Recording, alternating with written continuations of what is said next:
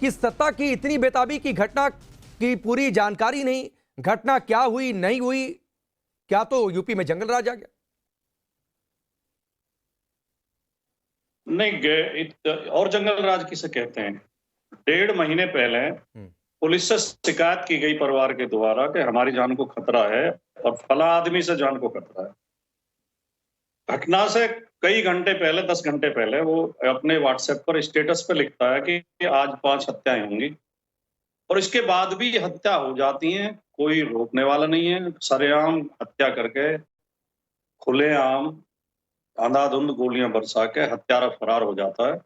और जंगल राज किसे कहते हैं, मुझे उसकी परिभाषा बताते हैं आप। और ये काम रोजाना हो रहे हैं उत्तर प्रदेश में, पहली बार नहीं, इसकी परिभाषा राकेश त्रिपाठी जी इसका काउंटर देंगे, लेकिन मैं ये पूछ रहा हूं कि अगर एक सनकी प्रेमी किसी को मार दे, किसी परिवार को मार दे, तो आपकी परिभाषा के हिसाब से ये जंगल राज है?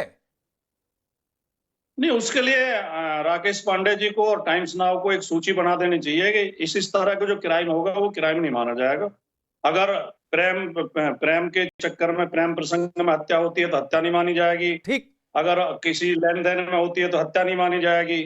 अगर कोई किसी लड़की के प्रति आकर्षित व्यक्ति रेप करेगा तो रेप नहीं माना जाएगा। अगर नहीं भाटी जी, अगर ये जंगल राज की परिभाषा है तो सरेआम राजू पाल का मर्डर हुआ, आपके राज में पहली बार उत्तर प्रदेश 5 तरीके के अपराधों में नंबर 1 हो गया था, तो क्या वो किस परिभाषा में आएगा वो भी बता दीजिए, फिर आपकी बात का राकेश त्रिपाठी जवाब देंगे। जुड़ गए हैं। समाजवादी पार्टी के शासन में जब हत्याएं हो रही थी या कोई इस तरह के अपराध हो रहे थे, वो भी गलत था। उस समय सरकार की आलोचना करने का पूरा अधिकार विपक्ष को था और करता था। और उस समय मीडिया हमारे माननीय मुख्यमंत्री की फोटो लगाकर मीडिया पूरे दिन स्क्रीन पर चलाती थी। यूपी में जंगल राज, कोई 1-2 छिटपुट घटनाएं हो जाती थी। आज अब उस समय से 4 गुना क्राइम है, 4 गुना। आज रोजाना यूपी में 11-12 मर्डर हो रहे हैं, 10 रेप हो रहे हैं, और बेटियां आत्महत्या कर रही हैं। पुलिस सुनवाई नहीं कर रही है, पुलिस थाने बिक रहे हैं, थानों में खुलेआम पैसे लिए जा रहे हैं, जाति देखकर ट्रांसफर पोस्टिंग किया जा रहा है। आज खुलेआम जंगल राज है, लेकिन मीडिया उल्टे सरकार की वकालत कर रहा है। नहीं, वकालत नहीं, मैं सिर्फ ये कह रहा हूं, वकालत नहीं हो रही है भाटी जी। मैं सिर्फ ये कह रहा हूं कि एक सनकी प्रेमी की करतूत है, और आपका ये सवाल बिल्कुल जायज है कि 1.5 महीने पहले एक FIR थी तो पुलिस ने कार्रवाई क्यों नहीं की। वो सवाल मैं पूछूंगा भी राकेश त्रिपाठी से, और उसके लिए जो जिम्मेदार पुलिस वाले हैं उनका क्या होगा, ये भी जवाबदेही तय करनी पड़ेगी। लेकिन एक सनकी प्रेमी की करतूत अगर ये जंगल राज की परिभाषा, तो भाटी जी आपको खुलकर फिर यह भी कहना चाहिए था कि सपा राज में जो हुआ वो भी जंगल राज की परिभाषा में आएगा, लेकिन आप बस उसकी इधर उधर की बात करते रह गए। खैर राकेश त्रिपाठी, सनकी प्रेमी मारे कोई मारे, ये जंगल राज है यूपी में, ये भाटी जी के मुताबिक।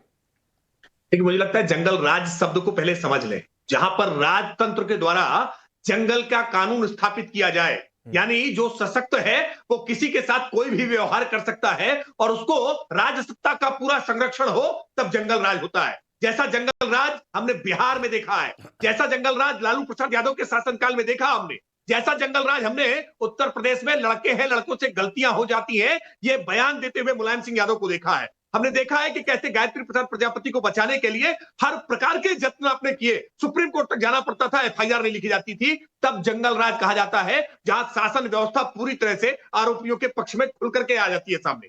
हम पूरी जिम्मेदारी के साथ कह रहे हैं, ये जिस तरह का भयावह घटनाक्रम है, दुर्दांत घटनाक्रम है, इस आरोपी को कठोरतम दंड मिले, इसके लिए उत्तर प्रदेश की सरकार हर प्रयास के प्रयत्न करेगी, स्पीडी ट्रायल करने का काम करेगी। मासूम बच्चों की जान गई है और मासूम बच्चों की जान पर हम सब परिवार वाले लोग हैं, हम सबके भी रोंगटे खड़े हो जाते हैं जिसमें मासूम बच्चों की हत्या की गई है। राजकुमार भाटी जी, ऐसे मसलों पर कोरी राजनीति करने की बजाय बेहतर होता कि आप भी संवेदना के 2 शब्द कहते, आप भी उनके जख्मों पर मरहम लगाने का प्रयास करते, जो उनके परिजन आज यहाँ मौजूद हैं, जो समाजवादी पार्टी के घिनौने तमाम एक सवाल का जवाब राकेश त्रिपाठी दीजिए, फिर मैं भाटी जी के पास जाता हूं। आपने जो कहा उसका जवाब देंगे।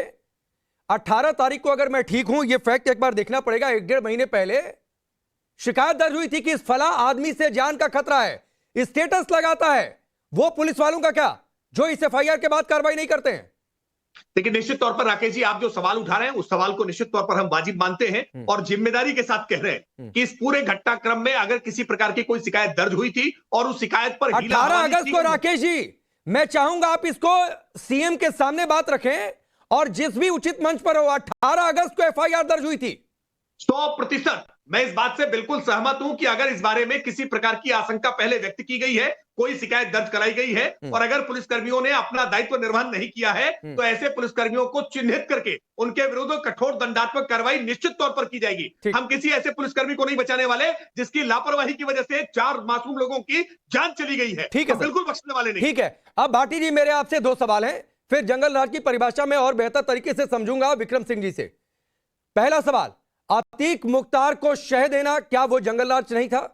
नंबर 2 बात है, आप दलितों की बातचीत करिए, लेकिन यहां पर दलित परिवार मारा गया, एक संकी प्रेमी ने मार दिया, दिखना चाहिए था, लेकिन दलित परिवार, पिछड़ा परिवार आपको अयोध्या में नहीं दिखता है, कन्नौज में नहीं दिखता है, तो सहूलियत देखते हैं उसमें भी कि किस दलित का देखना है, किस पिछड़े का देखना है और किसका नहीं देखना है। नहीं, ये सवाल राकेश त्रिपाठी पूछते तो एक बार को इसे अवॉइड किया जा सकता था, लेकिन राकेश पांडे पूछ रहे हैं, जो कि एंकर हैं, जो कि पत्रकार हैं।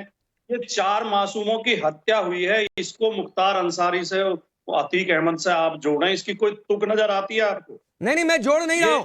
आपने जंगल राज की बात कही तो सिर्फ मैंने जोड़ा। ये एक संकी प्रेमी की करतूत है और मैं इसको बिल्कुल नहीं कह रहा हूं कि ये कम करके इसको देखा जाना चाहिए। और मैंने पहले पूछा और डेट लेकर पूछा कि 18 अगस्त को एफआईआर दर्ज हुई थी, उन पुलिस वालों पर सख्त कार्रवाई होनी चाहिए।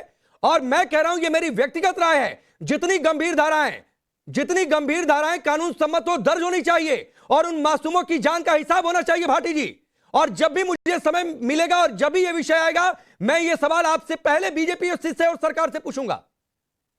जब हमारे दोनों राकेश बंधु 2 बातों से सहमत हैं कि पुलिस की लापरवाही है, शिकायत हुई थी, पुलिस प्रोटेक्शन नहीं दे पाई, इसके बावजूद हत्या होगी, दोनों राकेश बंधु इस बात से सहमत है, तो फिर बचता क्या है?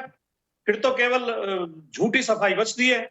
नहीं, बचता ये है भाटी जी, बचता ये है कि आप अगर इसमें दलित का एंगल खोज कर ले आते हैं तो वो दलित का एंगल, पिछड़े का एंगल आपको अयोध्या कन्नौज में क्यों नहीं दिखता है? पांडे जी, उत्तर प्रदेश इसमें राजकुमार भाटी जी आपकी घटिया राजनीति बचती है।